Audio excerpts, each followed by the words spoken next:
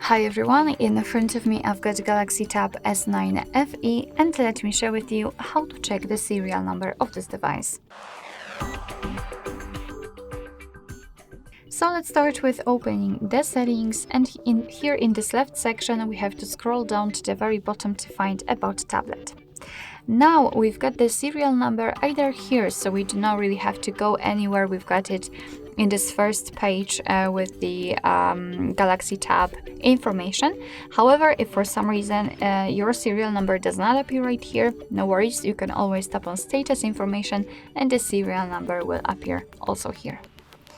Alright, so that will be all. Thank you so much for watching. I hope that this video was helpful, and if it was, please hit the subscribe button and leave the thumbs up.